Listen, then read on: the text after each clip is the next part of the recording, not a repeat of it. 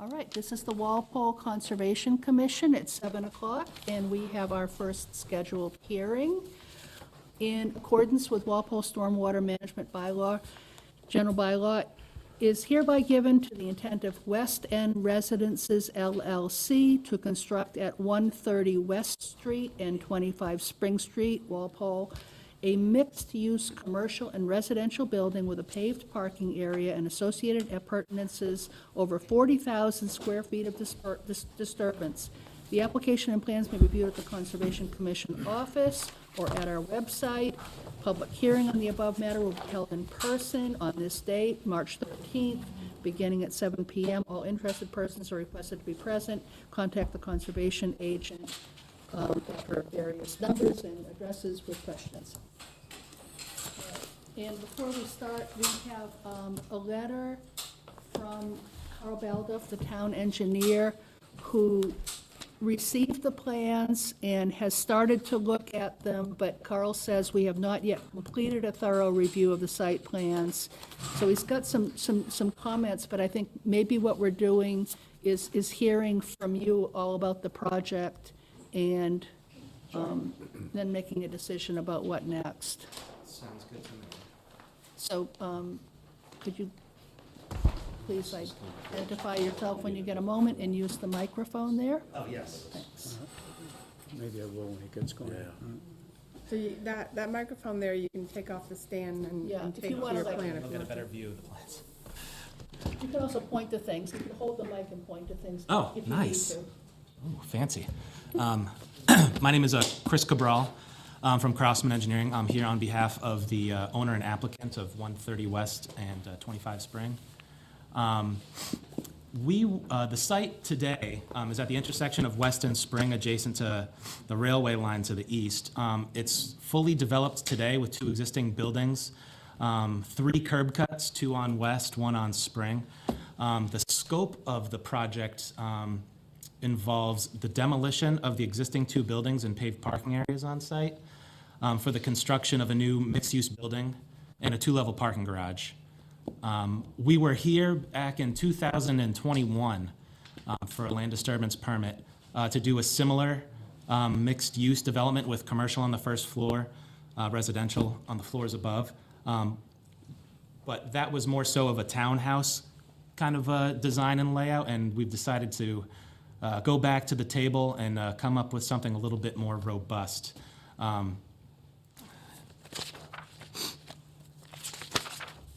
Under existing conditions, fully developed, mostly impervious, there's no drainage system on site whatsoever. Everything from the roofs and the pavement just sheet flows off onto West and to Spring with no attenuation or control at all. The proposed site work includes a brand new drainage system. I'll flip the page.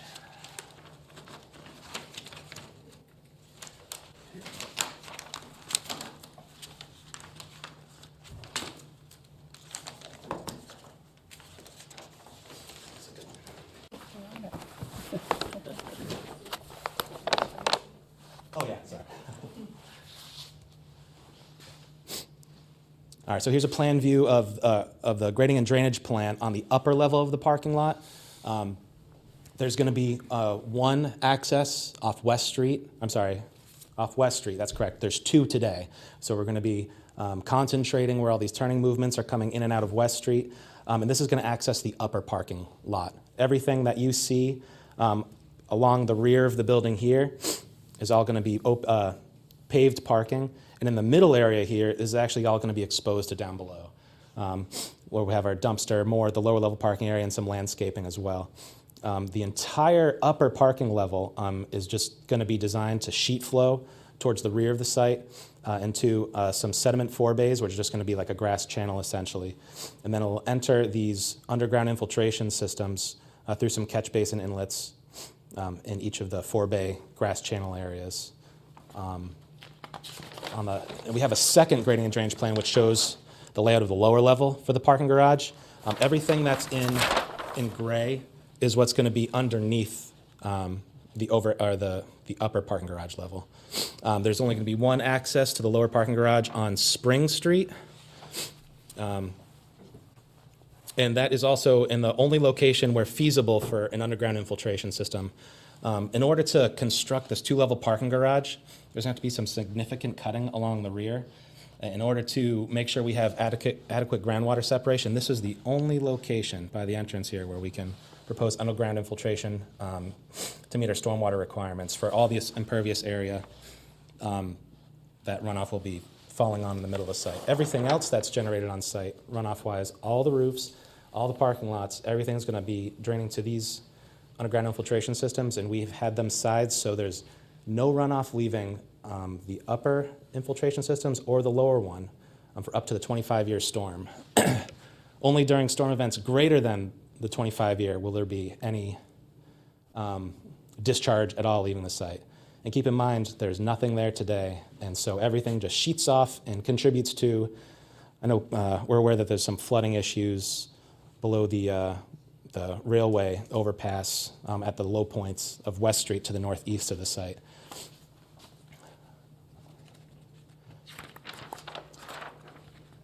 Trying to think of what else there is worthwhile to discuss that you may be interested in. We have access to public water, public sewer. We don't have to worry about leach fields, septic systems, anything too crazy. I feel like that gives a good general overview of what we're going to be proposing in terms of what's looked at for the land disturbance and stormwater permit. I know we just received comments from Carl. I mean, maybe, Can you also just address during construction, stormwater management, stockpile?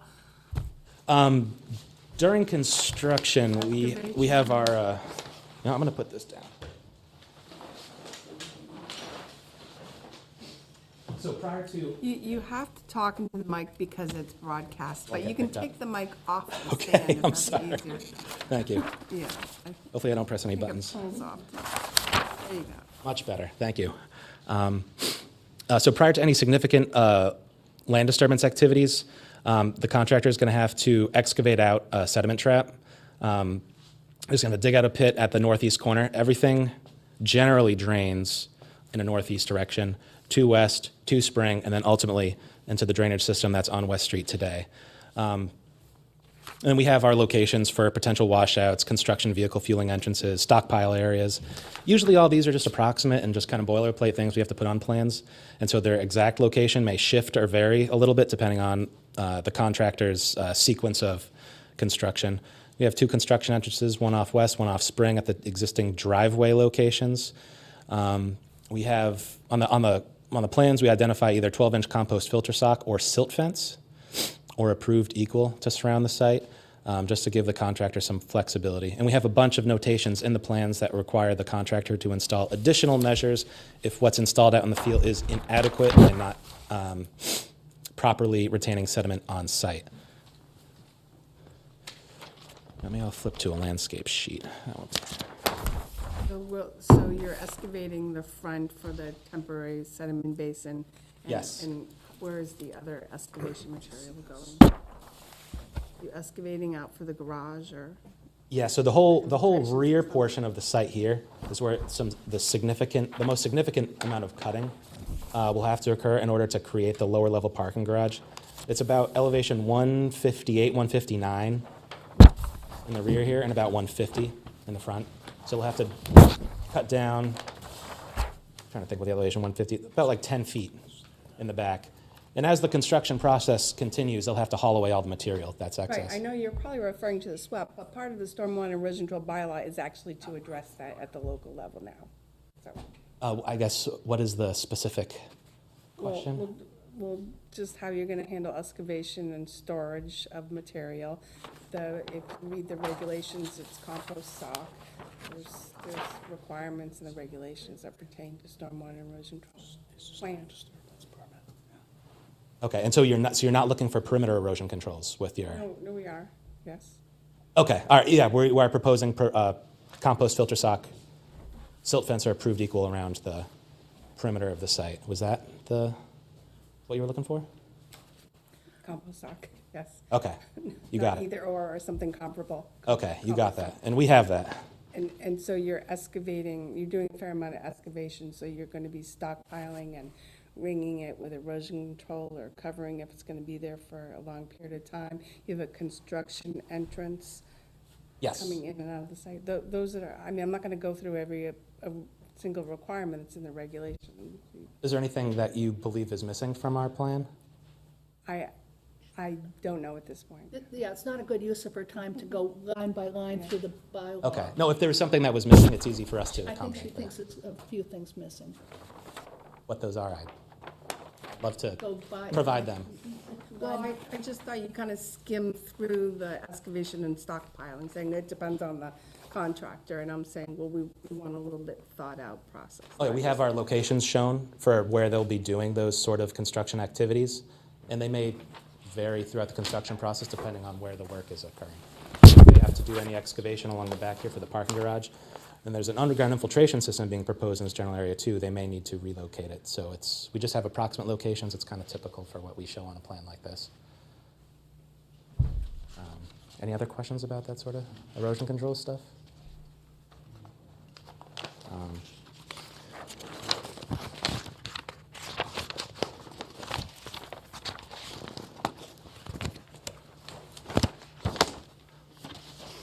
Landscaping. There is not much for landscaping under existing conditions besides some trees along the rear of the site. And what we're proposing is essentially what was approved with the previous design that we had permitted in 2021. Just with a row of trees all along the rear, just to provide a nice vegetated green buffer from any abutters in all directions.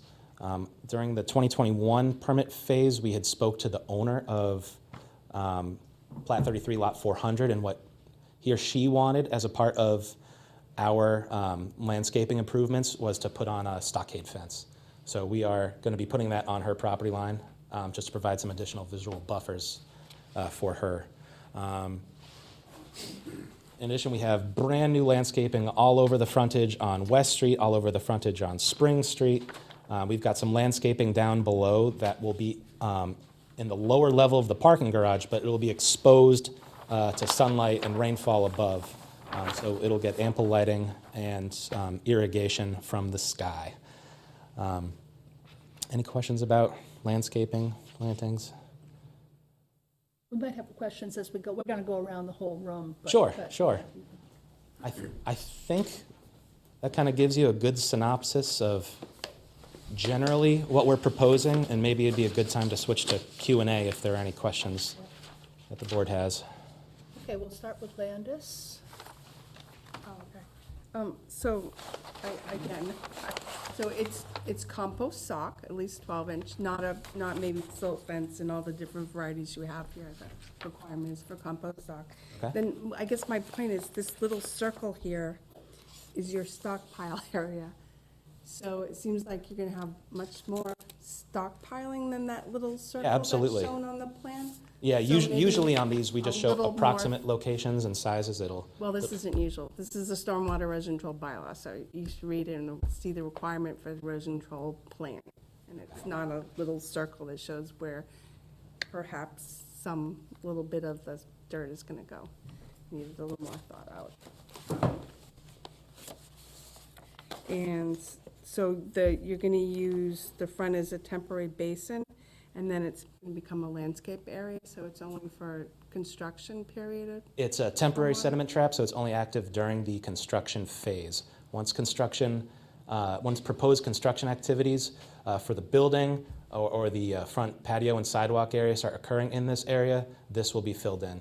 But at that time, there will be the underground infiltration system should be installed in the rear of the site to start picking up the proposed work that's happening in the back.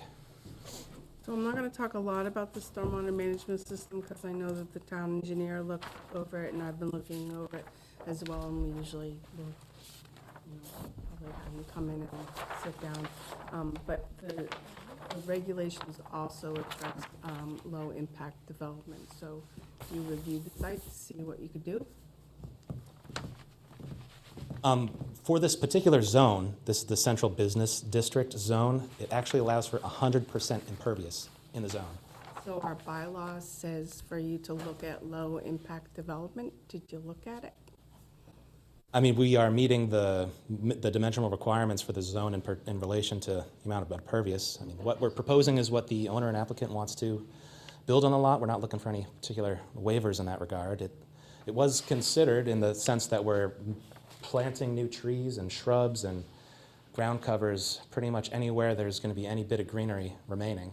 I mean, the existing site is roughly, I think, 50% impervious, and with our proposed improvements or our proposed site work, it's going to be, I think it was in the high 70s. So there's going to be, it's not like this is an existing forested area that's never seen any disturbance or impervious. It's going to be an increase of impervious on site, an existing developed site, with a substantial stormwater system that's going to be mitigating the offsets from the increase in impervious. We considered. I understand if you would read the regulations and just address these sections that the low-impact development does come up. I think I sent out a comment, just if there's any way to take that rear buffer area where you have the infiltration trenches and create more vegetation, maybe bioretention area. So that there's more. Let me flip to the grading and drainage plan just to kind of clarify feasibility. So all of these are underground infiltration systems with about like a foot or so of cover over them. It's not common to put plantings on these because of the root system over time from any plantings could compromise the structural Can you integrity. design a bioretention area in there, or? I would never design a bioretention area on top of an underground Well, I'm infiltration not saying system. necessarily on top, but. And there's unfortunately no other room, in order to offset the increase in impervious on site and to retain up to the 25-year storm at Carl's request, we needed to occupy as much space back here, and there just really isn't enough room for the required stormwater requirements and providing the screening in the buffer zone. In addition to bioretention, it's kind of lacking on real estate to provide that sort of stormwater BMP. So it looked like it had openings where it was just sheet flow into the infiltration system? So above each of the underground infiltration systems is essentially a grass channel, but technically it's called a sediment forebay, where the initial sediment collection work will occur, and then once the water elevation rises above the minimum required pretreatment volume, it'll enter all the catch basins that are inside of the forebay areas, and then it'll enter into the underground infiltration systems for storage and infiltration into the groundwater. So your pretreatment is the catch basins and the The sediment forebay. forebay, which is the grass above the infiltration system. Yeah, sediment forebays are very common. I've been doing this for 23 years, so I know that. All right. I'm trying to push the envelope because it's a very extremely dense area, and I don't see a lot of green space. And our particular bylaw, this particular bylaw, asks you to look for low-impact development. So do it. If the bottom answer is we can't do anything, you've gone through the process. Everyone who comes through the commission for the land disturbance permit should read our regulations and answer the questions. Sometimes it is we can't do it, but Yeah, we are providing the We would, minimum we parking would space appreciate if you requirement. would at least address it. I will do it formally. I think I'm done. Okay, yeah, because the town engineer's going to go point by point, and so you're going to end up in a lively discussion next time. So we're just suggesting it's good to sort of have all of that ready to go. Yeah. And nothing like the word boilerplate or anything, because we have very specific bylaws about, and it's all about stormwater, and it's about stormwater during construction and stormwater afterwards. So that's kind of what we're going to zero in on.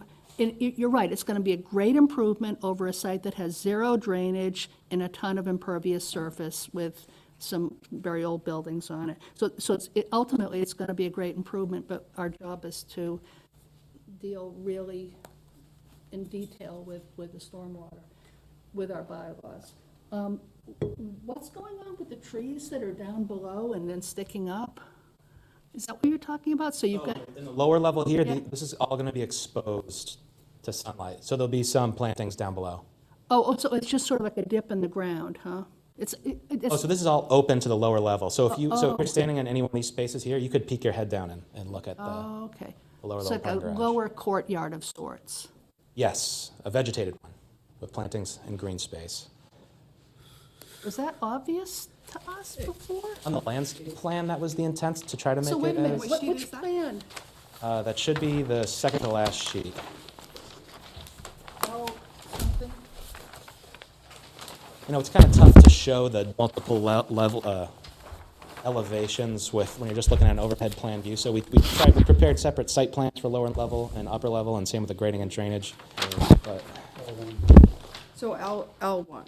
Yes, It looks L1. like there's a few trees and shrubs. Not the whole area is green. It'll all be loamed and seeded in between the plantings, and any mulch beds. So that the can you planters- show with your finger how much green area is down there? Sure.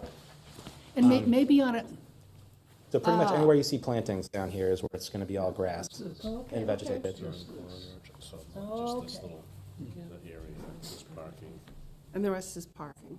Yeah. dumpster.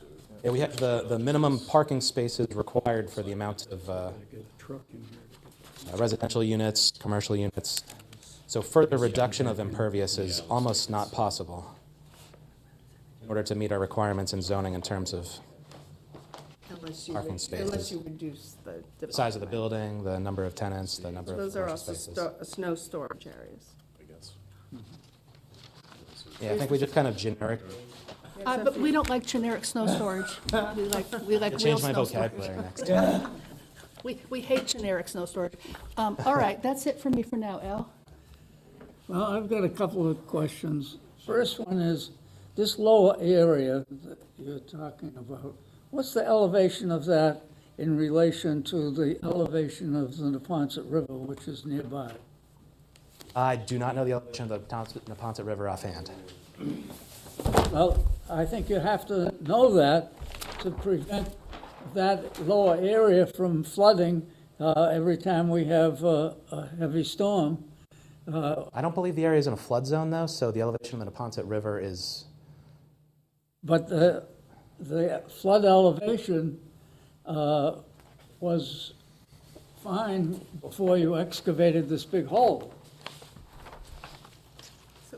I'm sort of concerned about this big hole filling up with water, and it won't flow by gravity into the river because it's lower than the river. That's what I'm concerned about. Can I ask, is the inside area the at-grade area? the inside area is at elevation with Spring Street. Oh, so it's not, right, so it's at the elevation of Spring Street, and everything else is being raised up. Okay? It's not a hole, Okay, it's, okay. that's different than the impression I got. Okay. Okay. And then the design itself, we're able to demonstrate that we retain everything on site that drains to our systems up to the 25-year storm. And only during significant storm events, like the 100-year, would anything even be leaving our site. So it's hard to fathom that what we're doing in the robust stormwater system would be worsening any existing. Now, you know that the railroad bridge that is in that area floods underneath it. Oh, yeah, and this will help. closes down the road, okay? And that's because the bottom of that, under the bridge, is lower than the river, okay? And to drain it, they have a small pipe that goes for a mile downstream to take the water away, but it isn't always adequate, and that Right. bridge has been closed many times. I believe it. Okay, so I want to make sure this isn't going to make that worse, This should absolutely make it better. okay? Now, the second thing that I noticed, we have a long line along beside these infiltration systems with no erosion control or anything. Now, a lot of times erosion control is used to keep water from flowing off, but it's also used to keep your construction equipment on your own lot and on the property that you're developing. And I see a long stretch there that has nothing. Yeah, along the back, the thought process was the rear of the site is elevated and higher up. We could install erosion controls all along the rear, but because it is higher Well, than I the rear and everything, understand so that, that's why we excluded But them. that doesn't keep your big machines on the site. Right, I have no objection to adding. So I think there has to be something there to make sure that your big machines stay where they're supposed to be. I concur. Because I've dealt with these machine operators, oh, I didn't see that, you know. They're 8 feet above the ground and they don't pay any attention to things like that. They just drive their machine over everything. So I want to make sure that long line there is protected against not only erosion, but trafficking of heavy-duty machinery from going somewhere it's not supposed I to. have no objection to that. I think it'll delineate the property line too, so they know their work zone and where they should delimit clearing and grading, so I'm in favor of that. Now, on the opposite end, you have a basin that you're going to use during construction. And my experience has been that they work for a short while until it gets compacted and doesn't drain. So there has to be some work done probably 2 or 3 times in the construction of this project to clean that basin out so that it continues to work. Oh, yep, we have a stormwater pollution prevention plan, which is supposed to outline those requirements throughout the construction phase. And this is strictly temporary, this is not intended to be a Well, I permanent thing. know it's This is- temporary. And it's just intended to catch sediment, rather than provide any sort of infiltration or stormwater attenuation, so it's the intent. And we have inspection and maintenance notes and requirements on the plans itself, and then separately, the SWIP document itself outlines the requirements of inspection and maintenance on all the erosion controls, including the temporary sediment trap. But Because we've experienced contractors ignoring those things, and the next thing you know, when we have a big storm, it overflows and it floods and takes sediment into the nearby river or pond, and we don't want that to happen anymore, I agree. okay? So I want to make sure that you've dealt with that issue. And I agree with the comments I've heard already that the plan doesn't adequately deal with the stockpiling of material as you excavate, because it obviously can't stay there very long. Yeah, I agree. The location of stockpiles will be ever-changing throughout the site during the construction period, so I Oh, could, then show it on the plan. okay, you got it. Or at least the write-up. Are you planning on trucking it out or moving it around, or? That's the difference between a local permit and a SHRUP. So if we have it in the local permit, we can go out there and enforce the local activity. That's what this stormwater erosion control permit is about. Okay, and I have one other thing. I haven't heard any comments from you about how you plan to dewater as holes fill up and you have to dewater the site, where it's going to go and how. Are you talking for the construction of the parking garage and the For buildings? anything on the site, if you have to dewater something, where are you going to pump it to? And is that going to stay there when you pump it to someplace? The groundwater on site's pretty deep, but there will probably have to be dewatering operations that happen on site. In the stormwater prevention pollution plan report, it outlines general requirements that we propose for dewatering operations. I don't know them I off the top think of you my have head. to look at how much water you might have to deal with if something isn't going right because it has a rainstorm when you have a hole. And where are you going to put it? We don't just allow you to take that muddy water and pump it and let it go on to the railroad tracks or the river or some other place. How are you going to deal with it? We need to see a plan. Okay, anything Okay, else? Al? that's all. Okay. Okay, Medio? Do you want to do the snow storage? Sure. No, I'll ask a question. First, so hang on 1 second, we'll get to you, you can ask us, Yeah, all right.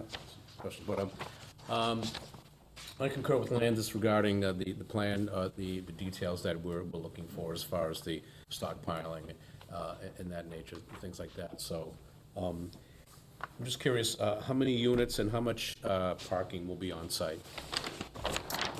Let's flip to the site real quick, to refresh my memory.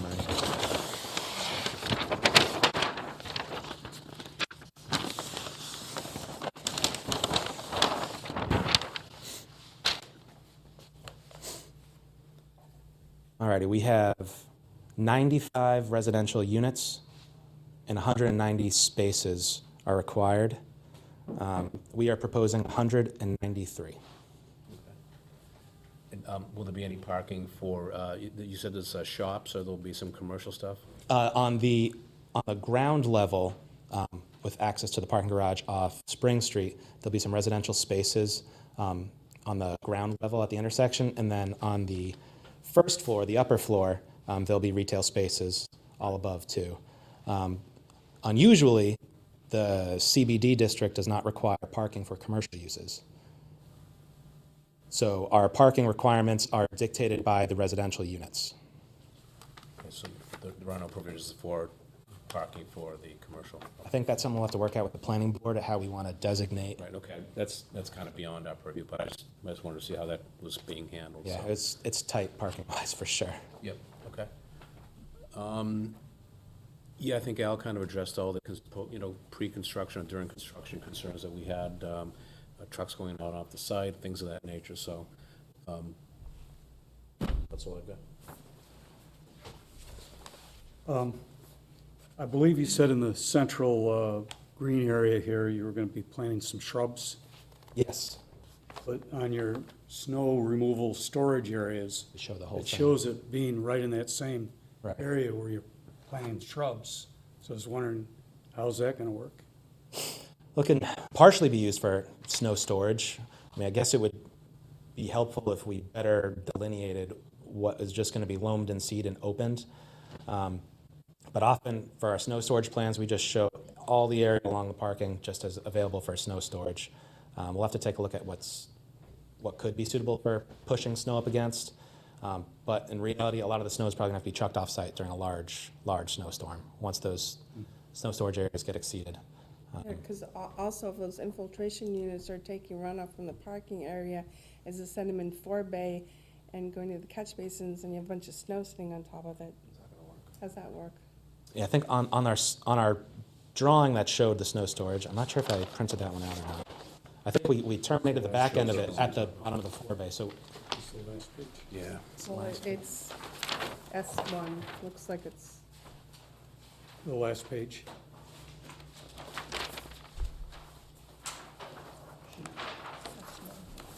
Oh,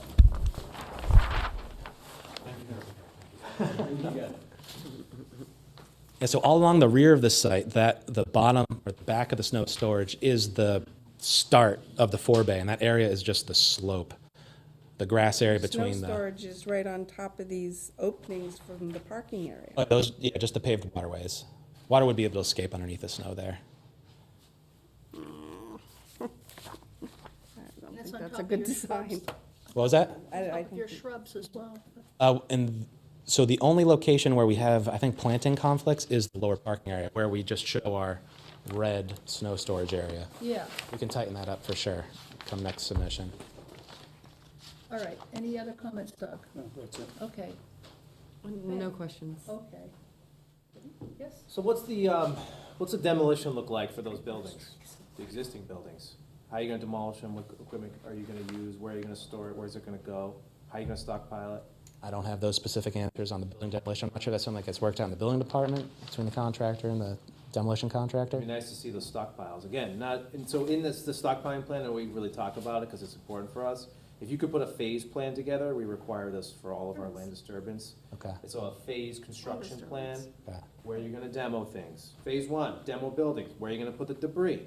And I imagine all of your temporary truck pads are gonna be developed then. right? So then, next phase, phase two, we would love to see a cut and fill plan. You know, you are gonna be removing thousands of yards, I imagine. So you're Yeah. gonna cut that down 10, 15 feet, it's gonna be huge. Are you gonna truck it off? Are you gonna stockpile? How many stockpiles? That's a massive stockpile. Is that level of detail for Phasing. trucking and?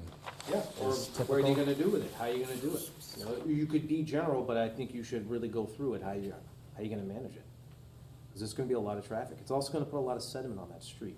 You're gonna be trucking out tons of material. Do you have like, in your SWIP, are you gonna have a street sweeping plan? We have just street sweeping requirements, but not like a drawing that, No, okay, but but that's what we are concerned about, so we'd love to see a construction phase plan, all the stockpiling. sure. The wall here, it says designed by others, this board is obsessed with walls, so do you, we'd love to see a design of that wall, because of the drainage features and how that affects the whole structure here. Just this wall right here? Designed by others, yeah. We make everyone require detail on wall design. How it drains, how it affects the water runoff, so we'd love to see that too. Okay. Street sweeping, truck pads.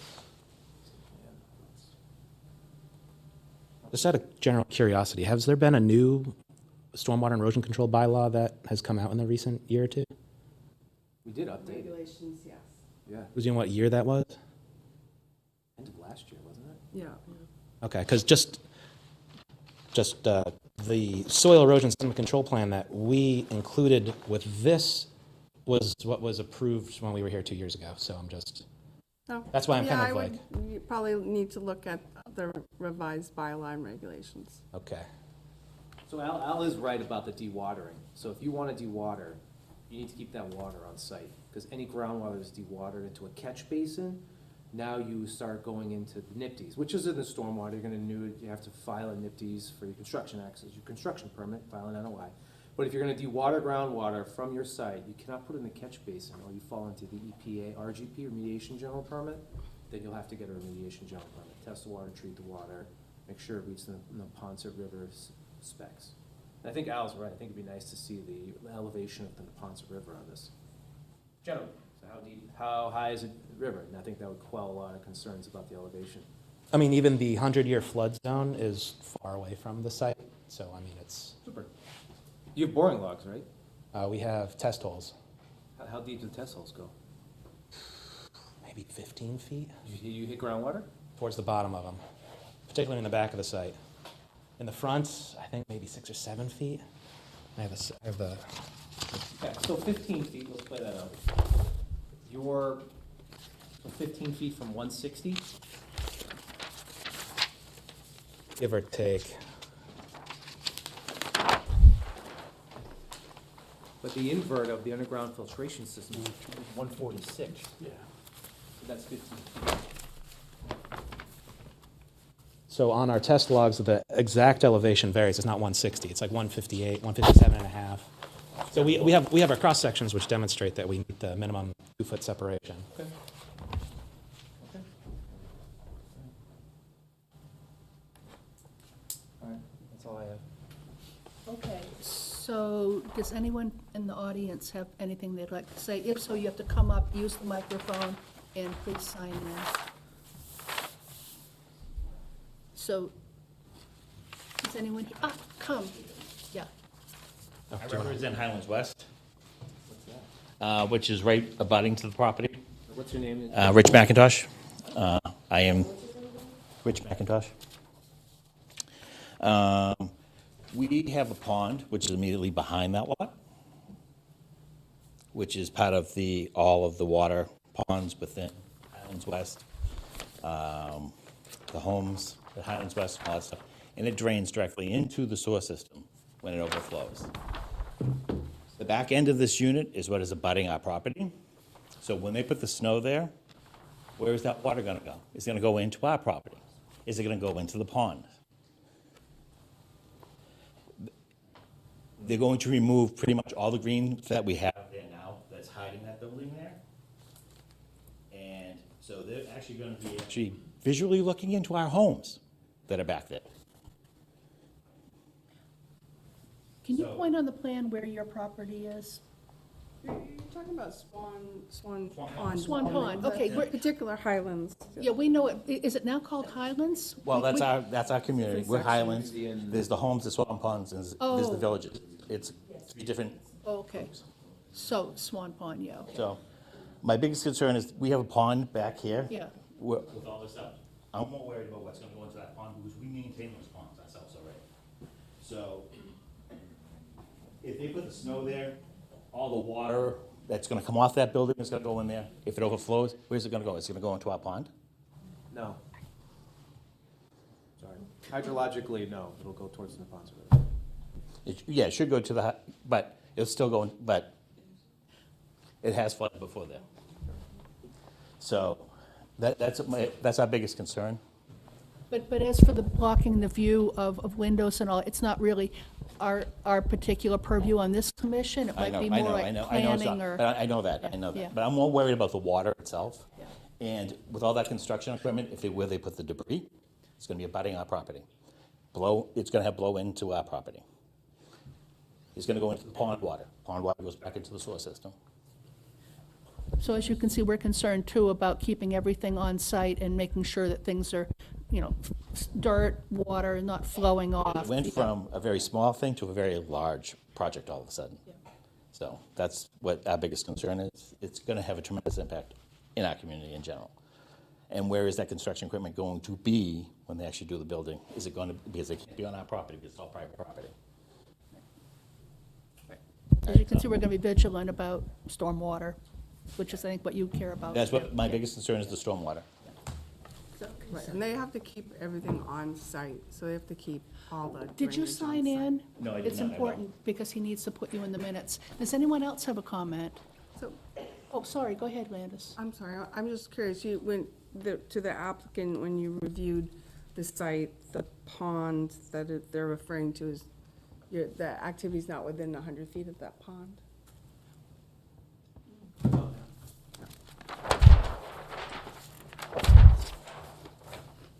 All right, are there any other comments from people? Here comes, yes.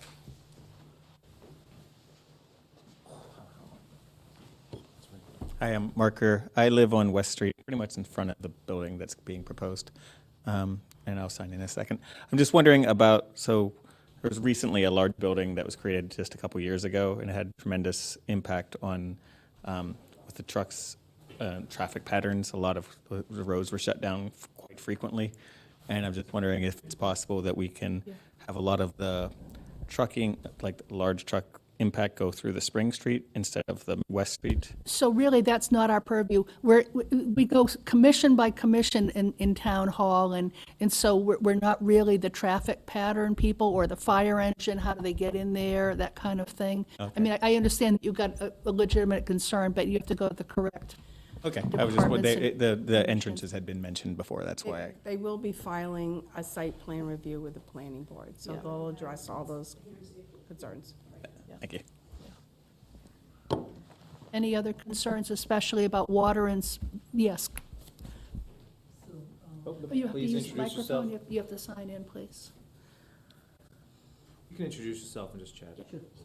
My name is Venu. I live in Swan Pond. I know that Rich talked about Highlands West. I just want to bring to your attention that all the ponds in Swan Pond are connected to each other. When there's a problem with the pond at the Highlands West, it backs up water for all the 5 ponds. Right now, there is already a clogging situation, and my backyard, which is very far away from that pond, we have water up to 5 feet at the back, and my kids' toys are pretty much swimming in there. And we are told that it's going to take a while, almost a month, for it all to clear up. So there is a back-end effect of this that I'm not sure if you guys are aware of, and I want to make sure I raise it. I'm aware of it. yeah. Thank you. I Yeah. think probably Yeah. some members are. Okay, and all the more reason to care about stormwater, I It's a big think. one, especially if the debris is going to come in, it's going to get extremely messy for us. And the culverts are all breaking up and they're old, so that's going to add more. Okay, thank you. Any other comments from people? All right, so it appears we're going to continue this hearing. Do you have any suggestions about when you might be ready for that? 2 weeks from now, or we meet every other I'm hoping within 2 weeks, we could have a revised So what set of date? plans. So this is the March 27th meeting, where we also have, we have something at 7:15. We could put you in at 7:30. Oh, wait, say that again? I'm sorry. So, March 27th, you're thinking? 7:30? Sounds good to me. Okay. So would someone like to move that we're going to continue this So moved. Second. for March 27th, 7:30? Okay, all in favor? Aye. Aye. Opposed? 700, or 600, sorry. I'll send you the revised regulations and bylaw. Thank you, I appreciate it. I saw that Carl had made some comments, and I couldn't find the... Yeah, he whipped it off this afternoon, so it was kind of short, but he emailed you those comments as well? Yeah. Okay. So, you're welcome. So we're on to our next hearing. In accordance with Massachusetts General Laws, Chapter 131, Section 40, the Wetlands Protection Act, and Walpole Wetlands Protection Bylaw Notice and Stormwater Management Bylaw is hereby given of the intent of S.M. Lorusso and Sons Incorporated at 241 Norfolk Street, Walpole, a new building associated driveway, parking, utilities, landscaping, and stormwater basin within the 100-foot buffer zone and over 40,000 square feet of disturbance. The application and plans have been reviewed at the Conservation Commission office and at our website. The public hearing on the above matter will be held in person, was held February 14th, 2024. This is continued. All interesting parties are requested to be present. You can address questions to our agent. All right, so, Dan? Good evening, Madam Chair, members of the commission. Dan Merrickin with Legacy Engineering. So when we last met, we presented the project to the commission. We hadn't provided a response to the town engineer's comments. We've since done so. Provided a revised drainage report, site plan, and a point-by-point response, and the town engineer has indicated that he is satisfied with the proposed changes. Something came up yesterday that Landis brought up. She questioned how the riprap aprons for the stormwater discharge pipes are sized. So we had a little back and forth on that, and I referred her to a sizing methodology that the Federal Highway Administration uses, and it does call for a slightly thicker riprap aprons than we have called for the plan. So we've asked that you would incorporate that as a condition, that we would use 18-inch thick riprap pads for all of our stormwater discharges, and that's suitable for the maximum flows that we expect to come out of any of those areas.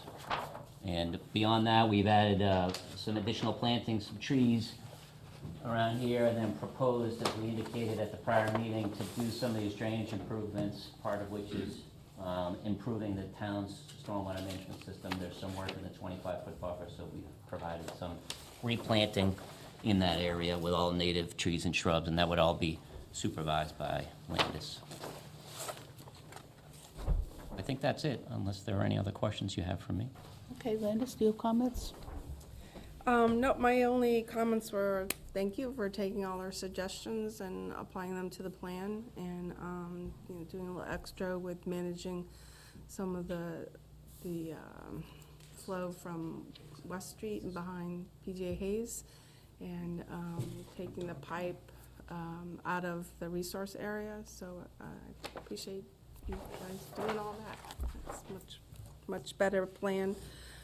Everything else was done according to both Carl and my requests, so I don't really have any other comments except for some suggested conditions. And again,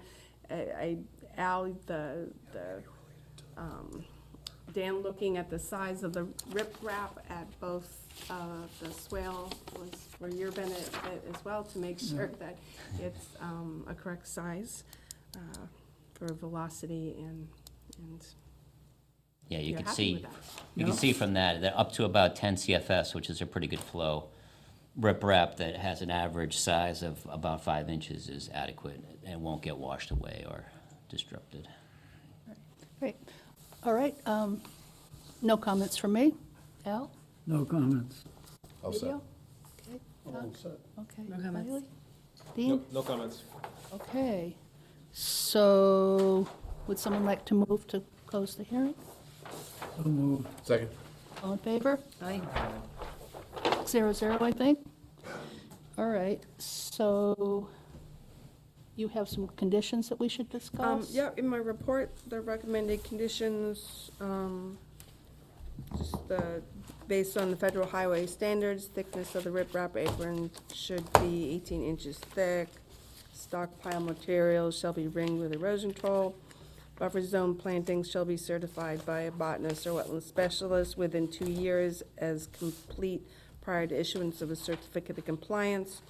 Erosion controls shall be placed around, so the basins, are you gonna use the basins during construction at all? No, we have separate areas You have a separate designated for area. temporary. Yeah, okay, that's what I thought. So just once they're created, if they can just be protected with erosion control if you're moving material around. And, yes, the last one isn't really necessary if you're not gonna use any of the basins for a construction period, erosion control. That's it, unless there's others that you guys want. Okay, any other comments before we, so would someone like to move that we approve this with these conditions? So moved. Second. All in favor? Aye. So it's 6-0. Thank Okay, we have to sign some things. Thank you for your time. Thank you. Oh, yeah, right. That vote was for the NOI and the land disturbance permit. Oh, yeah. So we have 3 things to sign, huh? 4 things, okay. Always an even number. All right. Okay. So the next thing that we have on the agenda is a discussion with Jamie Sears about some tree removal. Jamie Sears cannot be here. Landis, were we going to wait on that or begin a discussion without that person, or what? What do you think? Yeah, I would wait. He said he did want to be part of the Okay. discussion, so I'll work with him as Okay. to when he can come in and Okay, great. meet with you guys. Okay. So next on our agenda, we have, I see Ponds Committee here, some people from the Ponds Committee. Dan Ryan's the chair of that. Dan, you want to come up and tell us what you're, You people on the board, so I kind of wanted to bring these up. Just to kind of let you know exactly what we've done. This project here was approved by Concom back in 2012. We returned it back to a beach with Roger Turner's help. And all we're here to do now is to clean up the beach area. We're gonna rake up a bunch of the sand. We're gonna put it in the bucket of a machine that we use to actually clean the ice off in the winter, remove it, and then just bring in some new sand. So it's basically fluffing up the beach area.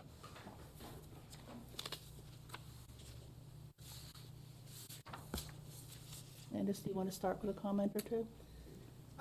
So if you read the regulations, this is allowed under the Massachusetts Wetlands Protection Act as a limited project. It's not exempt from the regulations. Unfortunately, the 2012 order of conditions wasn't extended or closed out either, or anything with the continuing conditions. So I'm not sure how the commission can just let it happen without a filing. Well, this isn't a construction project. This is more of a, property maintenance issue. I think some, It's a beach nourishment project? It's just cleaning an area. I was sort of seeing it as 2 parts, especially since I went out to have a look at it.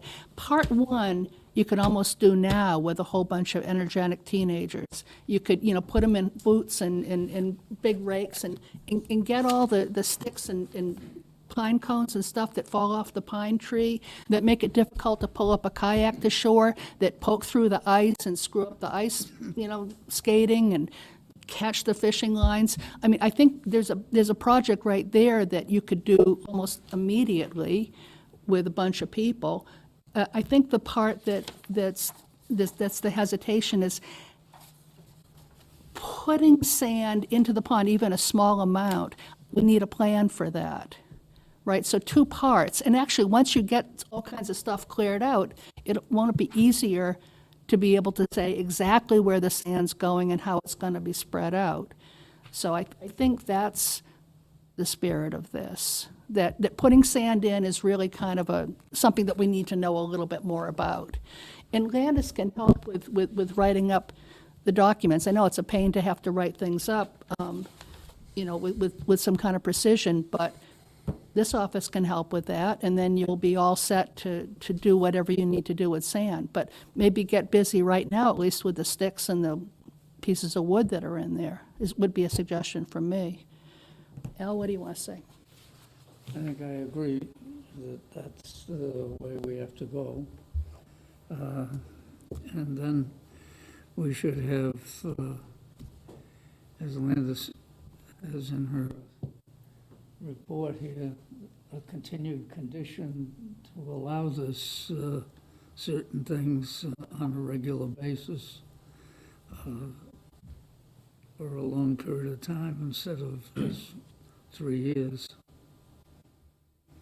Because obviously it's a maintenance thing that has to happen on a regular basis.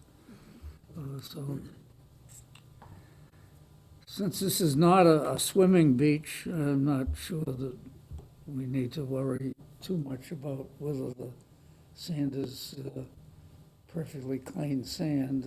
It has a little bit of vegetable matter that is in the process of breaking down.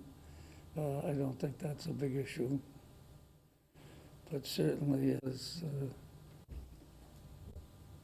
has been noted, that some of the cleanup could be started tomorrow. And I know the level of the water is pretty high, as it is everywhere else. But I think that what we need to do is we need to prepare for the next time we have a drought. I don't like to use that term, but we have all these problems of maintenance of reservoirs and ponds and things. And when it dries up and the water level goes way down, there ought to be a way that the pond committee can get in there at that particular time, not waiting until it's almost time for ice to come up with a project. But I think that it would be good if we get prepared for the next time. And there will be another hot, dry spell where the level goes down, and we ought to be prepared to deal with some of the stuff that's in the water that doesn't belong there at that time, and not try to do it now. But certainly, with boots on, some of the maintenance could be started tomorrow as regular maintenance. That's my opinion anyway. All right, what do you think, Video? Yeah, I would agree with that, and I have really nothing else to add regarding anything other than that. But yeah, I agree that maintenance can be done and sand can be added, at a later time. So Doug, what do you think? You live on the edge of a pond? Well, there's always things floating around, Yeah. but I think we're okay overall. All right, Bailey, you live at the edge of a pond. No sand, but, Okay. yeah, I agree. I'm fine with it. All right, Dean? No comments. Okay. I'm just wondering if, Dan, I was just going to say, could this be seen as a positive thing? That is, get to work, clean all the debris out that makes it hard to fish and skate sometimes and pull a kayak up. And then the good news is that we're talking in terms of some kind of a long-term arrangement And a good idea from Al to wait till there's a drought to put some fresh sand down. But all that's got to be written up. I mean, that's just, I mean, putting things into water bodies, we kind of have to treat everyone the same way in town. We can't say, oh, some people get to put sand into the water body, some people don't. We're not putting any sand in the water. Well, I This mean- has turned into a very popular recreational spot. Since 2012, when, as you can see from the pictures there, it was inaccessible. So 14 years later, it's just started to look, a little ratty, that's all. And to fluff it up with some new sand, we have picnic tables there, and there's nothing going in the water. But So when, I'm sorry, but we're getting into spring now, and this is when people are really starting to use the beach area for fishing. People go there and have their lunches, they have coffee and stuff like that. This is a really big attraction in Walpole, and So why not have a long-term maintenance plan that is just writing something up, notice of intent, Landis will help with it, because that's what we really have for all of our ponds around. We just had a golf course come before us with their pond, and we renewed theirs. Theirs was way out of date as well. I mean, maybe it's a positive thing, all right? Then you'll have a long-term plan to do all sorts of things that you need to do at the edge of the pond. Maybe even brainstorm with your committee and think about what you might want to put into that. well, again, Good thing. I'm slightly confused because we're not going in the water with anything. It's just the water frontage for recreational purposes. So that's what's confusing me more than anything. I also have two other committee members here that would like to speak too. So Okay. I'm going They to can- just they step can aside speak. just for a second, please. If I may, Kenneth Salter, Walpole Ponds Committee. 14 years ago, you see what it looked like when we all came together. We were all families of 4, 5, 6. There were 12 of us. Our kids grew up there, and we had all the help. We all grew up there. We had a lot of help.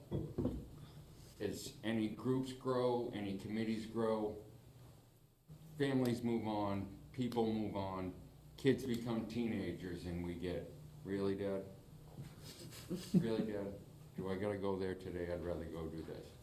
So essentially what Turner Lodge has come to was myself, Dan, and Dave just poking away at it as we get a chance to.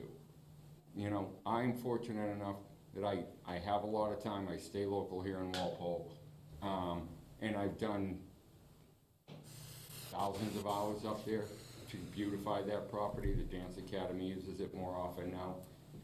When people are waiting for the kids to pick up, the trash, since it's been cleaned up, the trash went from a full trash barrel every single week to there's basically no trash up there anymore. When you couldn't see the parking lot, when you couldn't see the water, people were hiding in there. And it was literally a full trash barrel every single week. Now there is no trash barrel. We have our general scofflaws, and we know their patterns, we know their routine, but it's down to a basket.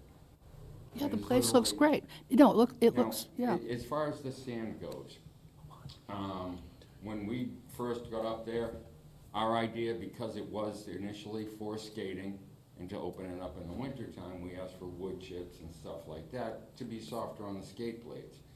It was suggested, and we followed that with the sand. And it's always been just, we go up, we rake it, we clean it. I've myself gone in the water and pulled it back and everything like that. Pulled back the weeds and everything, put my boots on. Manpower, the natural evolution of the slope is the sand is gonna get there. So if we need to use, we certainly don't want any sand with any debris in it. We'd love qualified sand, because the last thing we wanna do is pull out any growth from contaminated sand. As Al stated, yeah, it could be a swimming beach.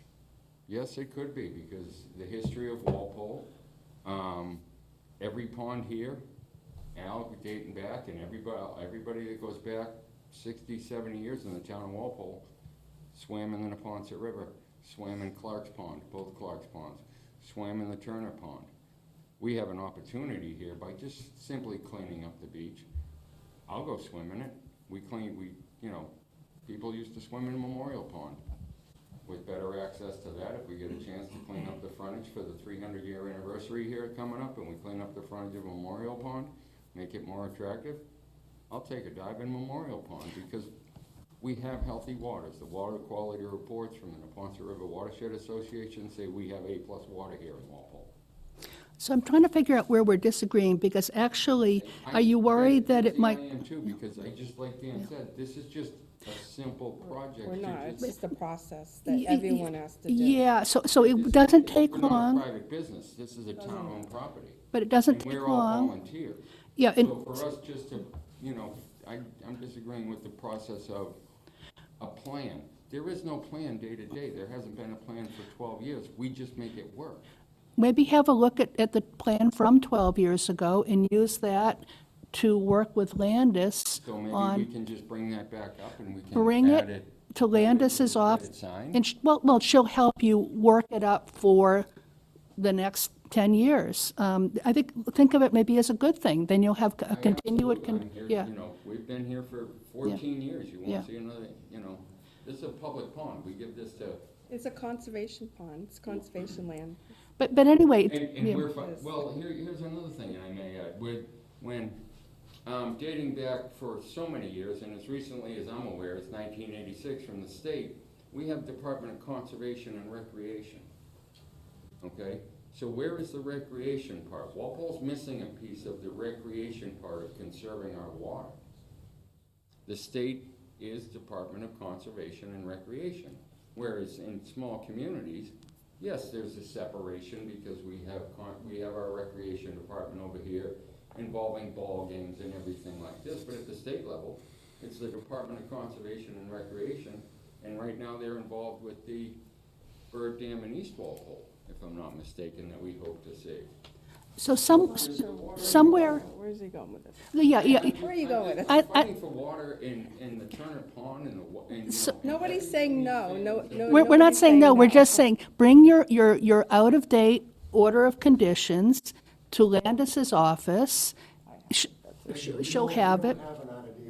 we don't have one. She has it. I have it. She has it. I shouldn't have said bring it. Why did it go out of date in the first place is my question. Because nobody asked for it to be extended. But anyway, it's a very straightforward, actually, you might be thinking it's a more complicated process than it is. Very The straightforward. fact that we're here is making it more complicated than it What's is. the timeline then? It's really hard to actually even know what you guys are doing because you don't post your meetings, you don't have minutes. We So don't have meetings, we don't have to have meetings. that's not true, Danny. Okay, but wait. You're a board that's appointed by the Board of Selectmen and you do have to have meetings, so that's not correct. But he was wondering We're what, not talking to the Board of Selectmen about that, okay? We're volunteers that work So are 10 to these 20 people. hours a week doing So stuff are these out there. people. Labor hours, Landis. I think we had a question Not about, behind a desk. I think we had a question about No timeline. disrespect to your job, okay? But we're up there doing labor hours for And free, I'm for sure the community. you're taking this totally wrong, I'm not Danny. taking it the Yes, wrong you way, are. Liz. You're asking to circumvent a state law and a local bylaw because what you do. You And don't, we're saying you have to file like everybody else. what's the timeline on that turnaround, by the way? Because that actually might be something that you'd like, I think you said, what's the turnaround time?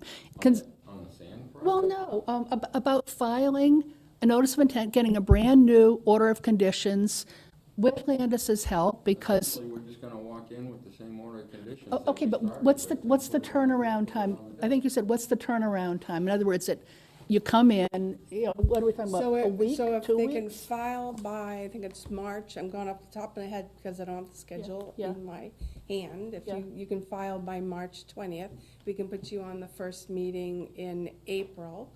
And it sounds to me like you could probably get your order then. Yeah. So it's actually quicker and easier than you might think. You're not a huge developer. I mean, we have to put them through a whole giant process. This is actually, right, you're not. So then, Town land. yeah, so get a brand-new, fresh order of conditions with all the things that you'd like to see right now, 2024, not 2012. Maybe you've got some new ideas, too. And then get ready to roll. in the spring, which is when you're going to do the work anyway, in the summer, right? I don't think anything's being held up. You're actually asking at exactly the right time. It's like mid-March, right? Perfect.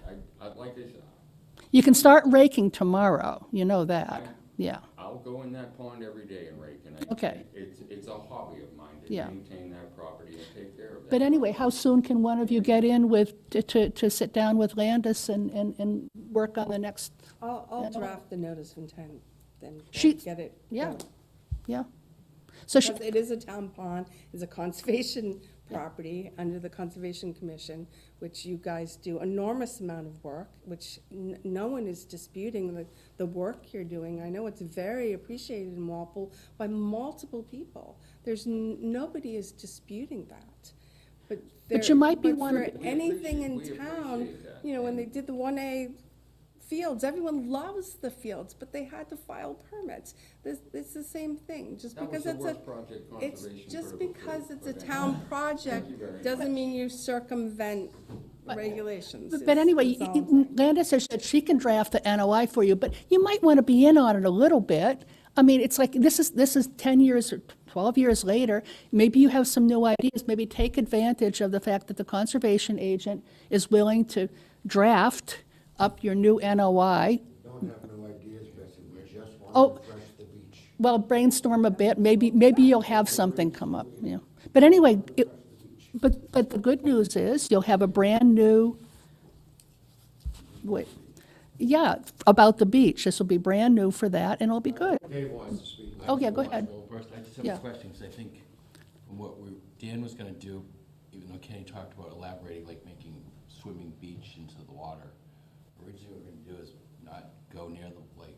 We were going just from the lodge to like maybe the water's edge to break up all the debris that's been put into the sand and do that, to clean that up.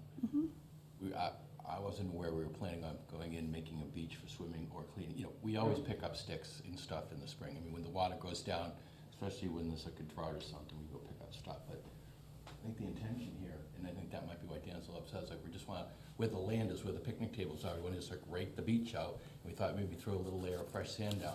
Maybe But we were talking about yeah. going into the water and making a beach. I mean, I definitely can see where that impedes and goes into the water. I never thought that, because the original plan wasn't to do that, so Okay, the all right. I just jurisdiction didn't know of if there was confusion. the Where'd your Wetlands jurisdiction right up to the Protection edge? Act is the water body, 100 feet from the water body.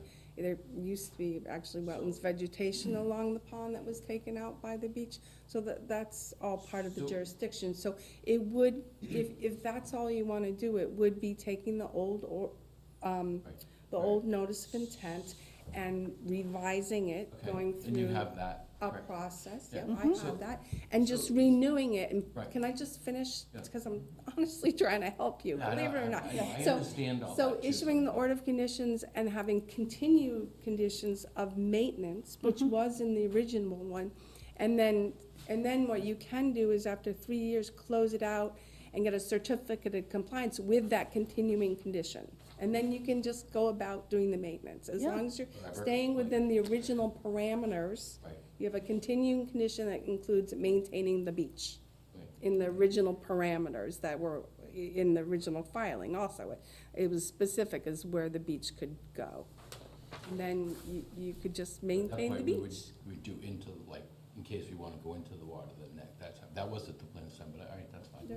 So it sounds like you could be the point person who comes to Landis's office and says, okay, so no one wants to go near it, because I'll tell you, this is a very cooperative. I'm out of town a lot now lately. you Oh, know, okay. So I don't, you know, Okay. I can do what I can do by volunteer. But we care about this pond, and so all you're doing is renewing your maintenance plan.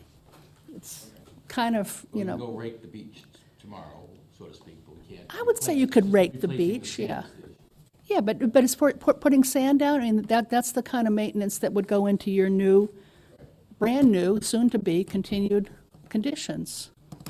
We're not asking anything from you that we don't ask from anybody else, public or private. So that's our purview, is like Landon said, within 100 feet of wetlands, water body. And most people So we're don't just get the asking agent for, to say, you know, I'll a write it description for of what you. you're doing, that's all. We're not prohibiting, we're not asking, so I know you've been doing it for a long time, and I have total understanding. Yeah, that's all. All right, good.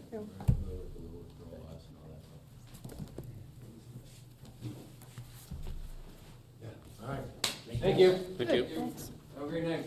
You too. Don't forget recreation in Walpole. Okay, so where are we? We have some minutes. We do. Okay. Would anyone like to, I've received comments from people by email. And Okay. I want them to know that their comments have been okay. put into the minutes. So are we talking about the February 28th first? I received both, but yeah, we can Okay, talk about. let's, February 28th. Would anyone like to say anything that they haven't said already by email to Josh? February 28th? So, okay, you'll move them? Who would like to second them? I'll second. Okay. And was anyone absent on February? Jack was. Jack, okay. So all in favor of the February 28th? Aye. Opposed? Nay, okay. So 600. And now we have the September 13th minutes. Ancient Yeah. history. Yeah. Does anyone have anything they'd like to say about that? I apparently wasn't here. Okay, I don't remember. so you weren't there. Okay, so you'll have to abstain, I guess. Is that correct? I always forget. I know. Yeah, Dean and I weren't here apparently. Is he abstains, okay. All right, any comments on the September 13th? I had some earlier, but Okay. they've been fixed. Okay, so would someone like to move those? I'll move it. Any second? I'll second. All in favor? Aye. You're abstaining too? He wasn't Wasn't here. here. In Emilio, you were there or not? I was not. So two people are abstaining. Yes. All right, so 402, I think is the count. All right. Abstaining. All right, so we've done the minutes. When Landis, yeah. They did? When Landis gets back in, she might have something to say about 15 Pinnacle. We know that we have these appeals that, and she would tell us if they were resolved or not resolved, so we see those. We have our letter from Dan Ryan that we just worked on. There's a planning board meeting about the MBTA new district, and Landis, did you want to say something about that, the MBTA's new district from the planning board?